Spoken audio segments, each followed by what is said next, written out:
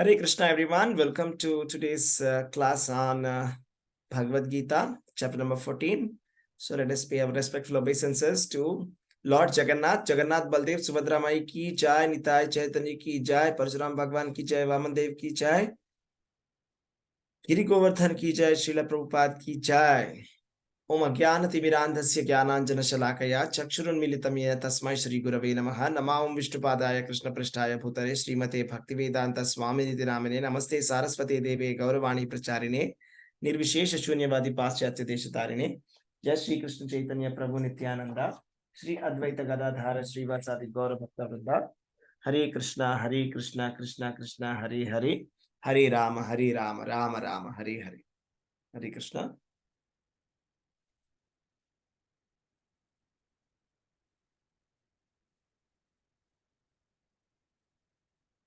So we are in the chapter number 14. The name of this chapter is the three modes of material nature. We're speaking about the three modes of material nature, right? The mode of goodness, passion, and ignorance. And let's see today's verse 14.21. Arjuna vacha kairlingai strin gunanetan atito bhavati prabho kim achara katham chaitam strin gunan ativartati. Arjuna inquired, "O my dear Lord, by which symptoms is one known who is transcendental to these modes? What is his behavior and how does he transcend the modes of nature?" So this is a question asked by Arjuna to Lord Sri Krishna. So whenever Arjuna asks a question, we get something very important from Krishna. When Arjuna asks very important questions, so he asks those questions which we get. These are the questions that, they are very key questions, very important questions. So now the question that has been asked by Arjuna is, how do I know that somebody is transcendental to the three modes of material nature? Kairlingaihi trin gunanetan atito bhavati gunatito. Guna atita means somebody who has transcended the three modes of material nature. How do we know whether somebody has transcended the modes of material nature? This is the question that he's asking. How do we know? Because for everything, we need symptoms, right? What is his behavior? How do we know? How does he transcend? The second question is more important than the first one. The first question is, how do we know somebody has transcended the three modes of material nature? Okay, that is one. Number two is how to transcend the modes of material nature. The first one is, how do I know that I am cured of a disease? Second one is, how to cure the disease? Actually, the second question is more important because we all want to cure this disease of the three modes of material nature, right? Because we are very much disturbed by these three modes of material nature. It is only because of the three modes of material nature we are not able to find out our true nature, nor are we able to understand the nature of the Supreme Personality of Godhead. So simply, if we can transcend these three modes of material nature, that is the specific recommendation of Krishna. He says that try to transcend the three modes of material nature. He says, Traigunya Vishaya Veda Nistraigunyo Bhava Arjuna. That means the general Vedic literature, if you see, it is dealing with the subject matter of Triguna, that is three modes of material nature. It is containing various prescriptions of fire sacrifices, karma kanda, which is in connection with the three modes of material nature. I mean that if I want something, what do I get it? If I do this, I will get this. If I do this, I will get this. So that is the three modes of material nature. But Krishna consciousness is Nistraigunyo Bhava Arjuna. That is transcending the three modes of material nature. This Krishna consciousness is beyond the materially motivated religion. That's what we see Krishna is saying in Bhagavad Gita, that one who is liberated He says, Shabda Brahmati Vartate. Shabda Brahmati Vartate means, see, the person who is liberated, he is beyond these Vedic regulations. The Vedic regulations or the rules and regulations, they are not applicable for a person who is liberated. That's important to note. So how do we know whether somebody has transcended these three modes of material nature? First of all, how do we know that we are already in these three modes of material nature? It's very obvious. How do we know? By seeing the symptoms that Krishna has given. And first of all, why should we transcend? That is the question we should ask. Now, why should I transcend these three modes of material nature? I'm happy in these three modes. The answer for that Krishna has given in the previous two verses, 19th verse and 20th verse. He says, if there is any person who is able to see that the activities are being performed by the modes of material nature, then he can know the Supreme Lord and attain the spiritual nature of Krishna. That is spiritual nature of Krishna. That is, if we can understand that all our activities are done by the three modes of material nature, not by us, then we can transcend the three modes of material nature, and then we can attain the spiritual nature. We can attain the nature of Krishna. By attaining the nature of Krishna, we don't have to come back to this material world again. That is the primary benefit. And in the verse number 20, he says, when the embodied being is able to transcend these three modes associated with the material body, he can become free from birth, death, old age, and their distresses, and can enjoy nectar even in this life. This is very important, because Krishna informs us that this material world is full of suffering. Dukkhalayam ashashvatam. There is no happiness here. But however, if we are able to transcend these three modes of material nature, and Krishna is saying the benefit is we can become free from birth, death, old age, and distresses. And the most important point is Amrutam Ashnute. That is, we can enjoy nectar even in this life. So even in this life, being in this body, we can experience transcendental pleasure just by transcending the three modes of material nature. You see? So how do we understand that? You see, when we see the pastimes of Lord Gauranga, Chaitanya Mahaprabhu, whenever he used to remember Krishna, there used to be ecstatic bodily symptoms that used to manifest in him.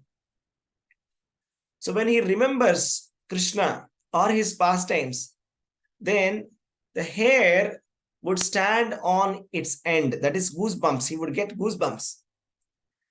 And he would start crying profusely.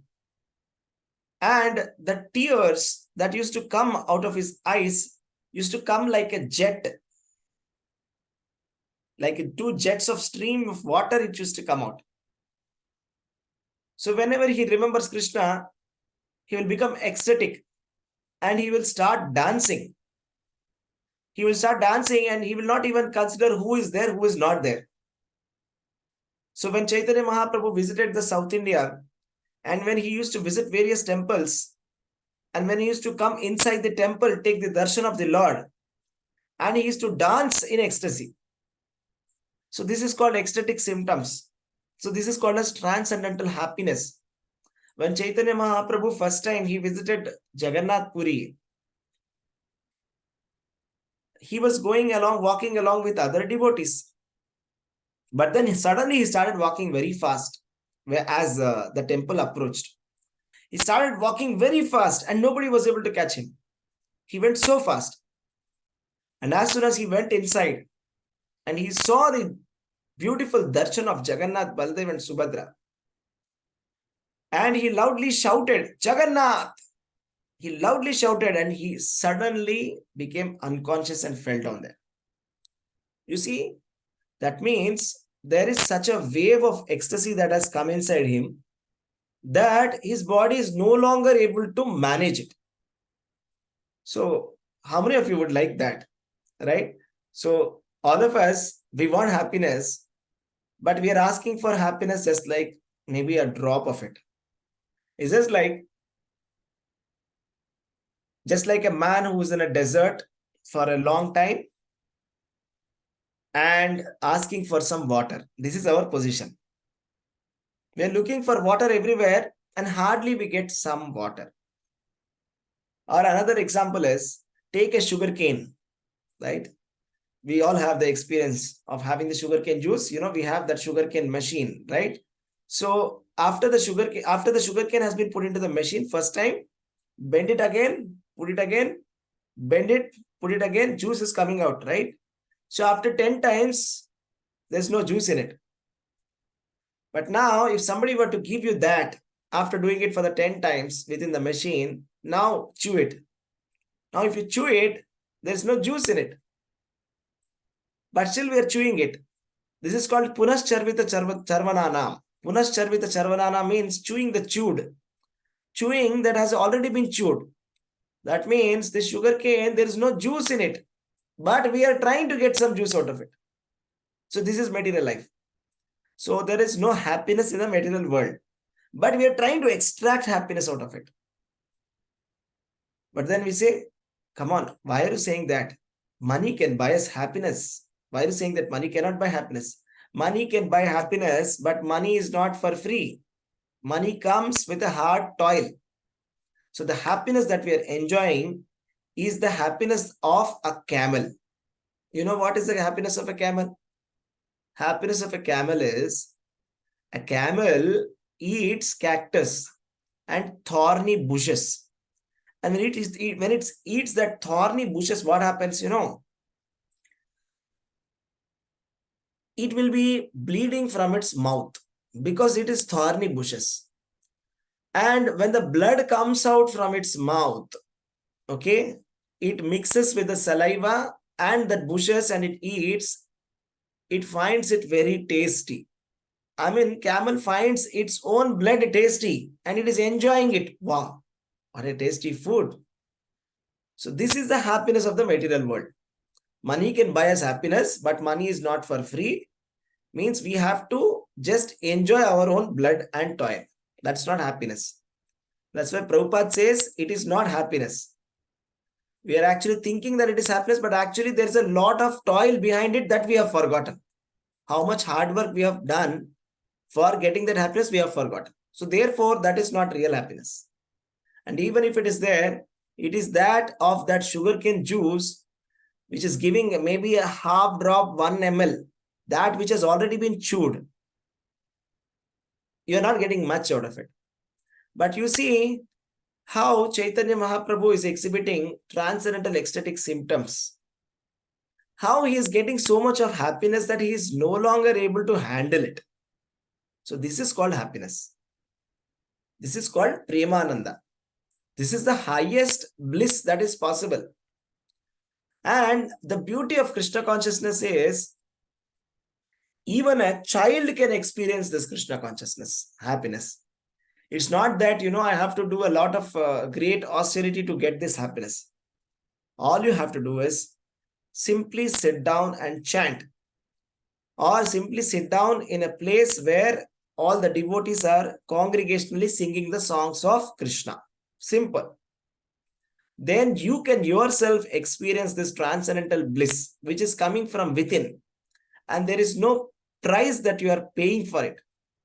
It's not like, you have done a lot of hard work, you have earned money, and now with all this money, with great difficulty, you're going on a vacation, with a great difficulty going on a vacation and getting a suntan and coming back with a new disease, or losing your passport, or having some bitter incident in that. It's not like that kind of happiness. Okay? This is real happiness. This is the happiness which comes from within. This is not the happiness which is coming through the senses. This happiness is coming from within. Actually, there is a storehouse of happiness within us. You see, sometimes it happens. It happened with me also a lot of times. So I'm searching for my watch. Okay, I search everywhere. But then I realize, where is it? It's here. Sometimes I'm searching for my spectacles. Where are my spectacles? Where are my spectacles? And somebody points out, you're already wearing it. Oh, okay, right? Happens with all of us, right? Similarly, the happiness that we are looking for is right within us. We are looking for it everywhere in the world. We want to travel 5,000 kilometers, 10,000 kilometers to France to experience happiness. But that happiness that we are searching for is right within us. We just have to tap it. Krishna is within us. Soul, super soul, Krishna is within us. All we have to do is tap into that frequency. Just like your FM, if you put 94.3, you'll get that music. So it depends upon what frequency you're matching. So right now, our FM is tuned to the frequency of the senses. So because we are trying to listen to the music that is coming from our senses. But if we can put some efforts to change the frequency to Krishna consciousness, then we can hear that transcendental music. So this is what Krishna is talking about. This is what Arjuna is asking about. Krishna said that if somebody is able to transcend the three modes of material nature, Sattvagun, Rajogun, Tamogun, benefit is no more birth and death, no more old age. How many of you would like that? No more birth, no more death, no more suffering, no more old age. Isn't that wonderful? And on top of that, enjoying nectar even in this life. Isn't that wonderful? How many of you would like to enjoy nectar in this life? Within the same body, without having to depend on anybody or anything, without feeling guilty for your happiness. See, every happiness, there is a guilt with it. But Krishna conscious happiness, there is no guilt within it. It is guilt-free happiness. Because it is true happiness. That is the real happiness. So that is why Arjuna is now asking, how do I know that somebody has transcended? What is the behavior? And how to transcend the modes of material nature? So therefore, it's a very relevant question. So we have to wait for Krishna's answer. Because Krishna's answer is going to be point blank, point shoot answer, straightforward. In one shot, he's going to say, what is it that you have to do to transcend these three modes of material nature? Krishna is going to say. And also it is important for us to know who has transcended the three modes of material nature, because a lot of times we have our own view of liberated people. You see, in India, we worship so many saintly people, and the common man has got his own view of self-realization. So we think if somebody is acting like a person who is like liberated, we think he's liberated. Or if somebody is just trying to maybe show some magic tricks, okay, show some magic, we then think, okay, he's a liberated person, liberated person. No, that's not what is liberated person. See, if you want to find out who is a liberated person, you have to check the Shastras. And there cannot be any better Shastra than Bhagavad Gita. Okay? Refer to Bhagavad Gita and understand how to transcend the three modes of material nature and what are the symptoms. So Krishna is going to first explain what are the symptoms of a liberated person. Means how do we know that a person is liberated or not? A person has transcended the three modes of material nature or not? By knowing this verse that is going to come tomorrow. That we are going to know. And then Krishna is going to say how to transcend it. Okay? Thank you very much. Hare Krishna. If anybody has any questions, you can ask.